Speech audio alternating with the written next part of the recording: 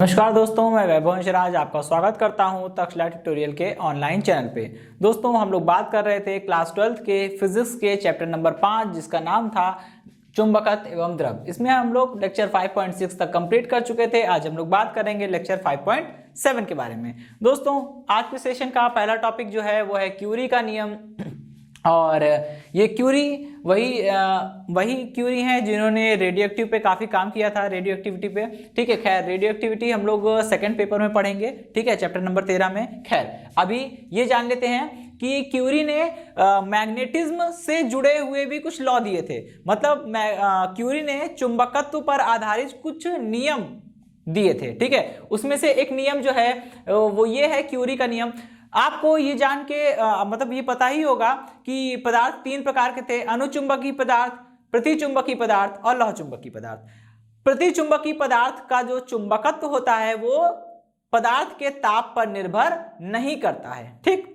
लेकिन अनुचुंबकीय और लौहचुंबकीय पदार्थों का जो चुंबकत्व होता है वो ताप पर निर्भर करता है। और इस प्रकार निर्भर करता है कि अगर आप ताप को बढ़ाते जाएंगे तो अनुचुंबकीय और लौहचुंबकीय दोनों का जो गुण है, जो चुंबकत्व का गुण है, वो क्या होगा? घटने लगेगा। मतलब अगर आप किसी अनुचुंबकीय पदार्थ का ताप बढ़ाएंगे तो उसके अनुचुंबकत्व का गुण घट जाएगा। इसी प्रकार अगर आप किसी लौहचुंबकीय पदार्थ का ताप बढ़ाएंगे तो उसके लौहचुंबकत्व का गुण घट जाएगा। ये चीज होती है, ठीक है। चलिए अब हम लोग इस चीज को समझेंगे, क्यूरी का नियम। तो क्यूरी के नियम में सबसे पहली बात तो यह है कि यहाँ पे क्यूरी ने बताया कि किसी पदार्थ में, और मैंने जो भी एक चीज बोली थी ना कि अनुचुंबकीय और लौहचुंबकीय पदार्थों का जो गुण होता है वो ताप पर निर्भर करता है। ताप बढ़ाएंगे तो उनका ये गुण घटता जाएगा। ये इस नियम से भी प्रूफ हो जाएगा, ठीक है। देखिए, क्यूरी ने बताया था किसी पदार्थ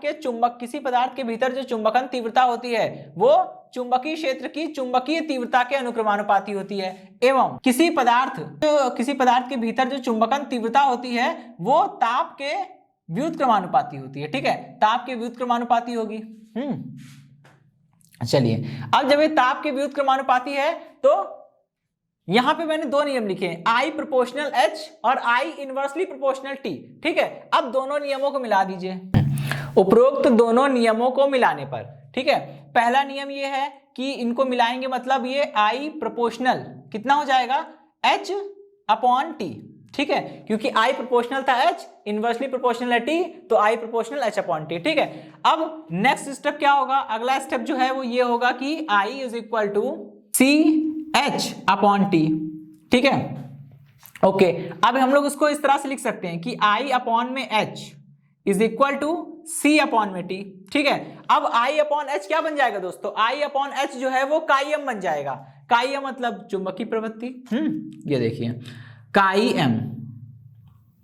M is equal to I upon H, ठीक। यहां पे रख दीजिए, ये बन जाएगा chi M is equal to C upon T, ठीक है। यहां से C का मान जो है वो, C क्या है? कांस्टेंट है। देखिए यहां पे C आया था ना, C क्या है? कांस्टेंट है, और इसी को हम लोग बोलते हैं क्यूरी नियतांक, ठीक है। ये क्यूरी कांस्टेंट कहलाता है, क्यूरी नियतांक, ठीक है। चलिए, अब जैसे हमने क्या किया था, अनुक्रमानुपाती का चिन्ह हटा के यहाँ पे बराबर का चिन्ह लगाया था और एक कांस्टेंट लाए थे। अब यही काम उल्टा भी तो हो सकता है, यहां से बराबर का चिन्ह हटा लेंगे और नियतांक हटा लेंगे और क्या लिख देंगे कि काई M जो है वो इनवर्सली प्रोपोर्शनल आया T के। इसका मतलब ये हुआ कि काई M होता क्या है? चुंबकीय प्रवृत्ति। अगर किसी पदार्थ का आप ताप बढ़ाएंगे, किसी पदार्थ का मतलब अभी यहाँ पे केवल पदार्थ का मतलब अनुचुंबकीय पदार्थ और लौहचुंबकीय पदार्थों से है। प्रतिचुंबकीय पदार्थों पर ताप का कोई प्रभाव नहीं पड़ता। आप उनका ताप बढ़ाइए घटाइए, उनके चुंबकत्व पर कोई भी असर नहीं पड़ेगा, उनकी चुंबकीय प्रवृत्ति पर कोई असर नहीं पड़ेगा, उसका मान फिक्स रहेगा, ठीक है। लेकिन अगर हम लौहचुंबकीय या अनुचुंबकीय पदार्थों की बात करते हैं तो अगर हम ताप का मान बढ़ाएंगे तो आपको पता है व्युत्क्रमानुपाती का मतलब ही यही होता है। अगर यहां T का मान बढ़ेगा तो काई M का मान घट जाएगा, उल्टा अगर T का मान घटेगा तो काई M का मान बढ़ जाएगा। अब काई M का मान बढ़ने से या काई M का मान घटने से क्या फर्क पड़ेगा? देखिए, चुंबकीय प्रवृत्ति का मतलब होता है कि उस पदार्थ के भीतर चुंबकत्व का कितना गुण है, यही तो पता चलता है हमें। बिल्कुल वही चीज यहाँ पे होने वाली है, ठीक है। अगर किसी पदार्थ की चुंबकीय प्रवृत्ति बढ़ रही है, इसका मतलब उसके अंदर चुंबकत्व का गुण जो है वो और प्रबल होता जा रहा है, वो और शक्तिशाली चुंबक बन रहा है। ठीक है, इसका उल्टा अगर किसी पदार्थ की चुंबकीय प्रवृत्ति घट रही है, इसका मतलब उसके भीतर का जो चुंबकत्व है वो घटता जा रहा है। ठीक है, ये चीज समझ में आ गई। अच्छा, अगर यहां पे क्यूरी ने यही कहा था कि किसी पदार्थ मतलब अणुचुंबकीय पदार्थ और लौह चुंबकीय पदार्थों की चुंबकीय प्रवृत्ति उस पदार्थ के परम ताप के व्युत्क्रमानुपाती होती है। ताप बढ़ाएंगे तो प्रवृत्ति घटेगी, और प्रवृत्ति घटने का मतलब है चुंबकीय प्रवृत्ति घट रही है, इसका मतलब होता है कि वो चुंबक धीरे धीरे क्या हो रहा है, क्षीण होता जा रहा है, दुर्बल होता जा रहा है। ठीक है, ओके, तो ये था क्यूरी का नियम।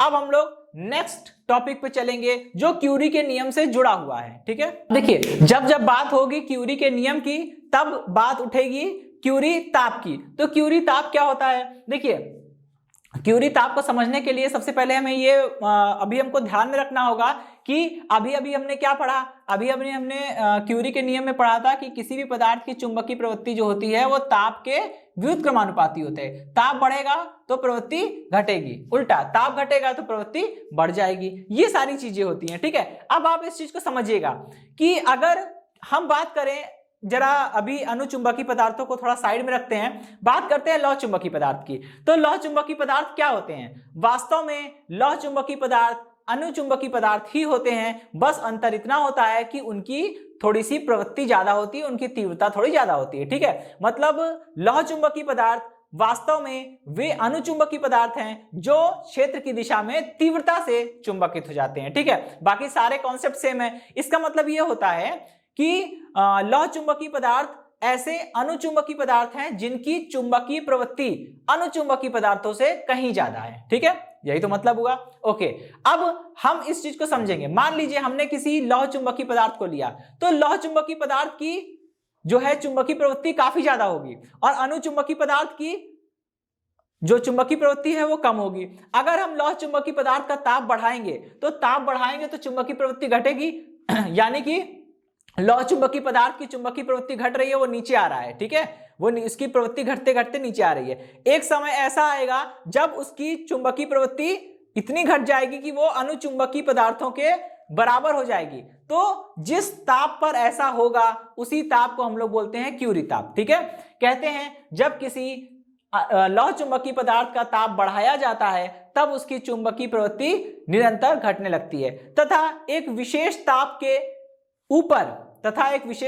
मतलब अगर एक विशेष ताप के बाद और आप ताप बढ़ाएंगे तब क्या होगा। ठीक है, तथा एक विशेष ताप के ऊपर लौह चुंबकीय पदार्थ अणुचुंबकीय पदार्थ की तरह व्यवहार करने लगता है। इसी ताप को हम लोग क्या बोलते हैं? इसी ताप को हम लोग बोलते हैं क्यूरी ताप। ठीक है, चलिए अब देखिए क्यूरी ताप को दोस्तों हम लोग टीसी से लिखते हैं। ठीक है, अब कुछ हमारे पास एग्जांपल हैं, जैसे कोबाल्ट, लोहा, निकिल। ठीक है, देखिए कोबाल्ट का क्यूरी ताप जो होता है वो 1121 डिग्री सेंटीग्रेड होता है। ठीक है, इसी प्रकार लोहे का क्यूरी ताप जो होता है वो कितना होता है? 770 डिग्री सेंटीग्रेड। इसी प्रकार निकिल का क्यूरी ताप कितना होता है? निकिल का क्यूरी ताप होता है 358 डिग्री सेंटीग्रेड। ठीक है, तो ये क्यूरी ताप है जो हमें कोबाल्ट, लोहा और निकिल के बारे में जानकारी देते हैं। इसका मतलब आप समझ ही रहे होंगे। ठीक है, तो किसी भी लौह चुंबकीय पदार्थ को अगर हम गर्म करेंगे तो उसकी चुंबकीय प्रवृत्ति घटने लगेगी और घटते घटते जहां उसकी चुंबकीय प्रवृत्ति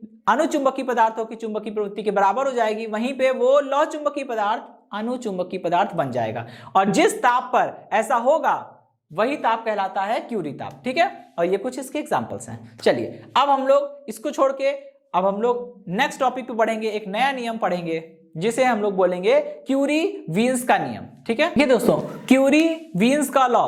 अभी तक हमने क्यूरी का लॉ पढ़ा था, क्यूरी का नियम पढ़ा था, लेकिन क्यूरी के साथ वीन्स जुड़ गए। ठीक है, तो क्यूरी और वीन्स का नियम क्या है? वीन्स एक साइंटिस्ट थे, ठीक है, जिन्होंने वीन्स डिस्प्लेसमेंट लॉ दिया था। खैर अभी हम उसकी बात नहीं करते हैं। ठीक है, तो वीस जो है उन्होंने क्या किया? क्यूरी के नियम में कुछ संशोधन किए। ठीक है, कुछ उनको थोड़ा सा करेक्शन किया।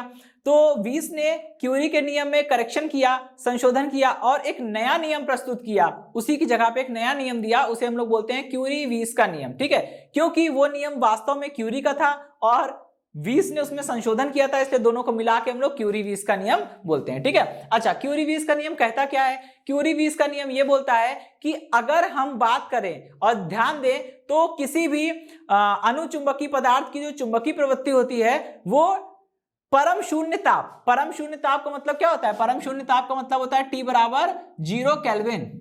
ठीक है, अगर हम बात करें किसी अनुचुंबकीय पदार्थ की, तो अनुचुंबकीय पदार्थ की जो चुंबकीय प्रवृत्ति होती है वो परम शून्य ताप से ना बढ़कर, बिल्कुल परम शून्य ताप से ना बढ़कर क्यूरी ताप Tc से बढ़ना प्रारंभ होती है। ठीक है, और इसी गुण को, इसी नियम को हम लोग क्या बोलते हैं? क्यूरी-वीस का नियम। ठीक है, तो अगर वीस के हिसाब से क्यूरी के नियम में संशोधन किया जाए तो हम क्यूरी के नियम को इस तरह से लिख सकते हैं कि काई m is equal to C/T था ना, C/T, यही तो क्यूरी ने कहा था। ठीक है, तो T में से T माइनस Tc करना पड़ेगा, क्योंकि सामान्य ताप में क्यूरी ताप को घटा देंगे तभी वो ताप पता चलेगा जिस ताप से अनुचुंबकीय पदार्थ की चुंबकीय प्रवृत्ति वास्तव में बढ़ना प्रारंभ हुई थी। ठीक है, तो chi m is equal to C upon में T माइनस Tc।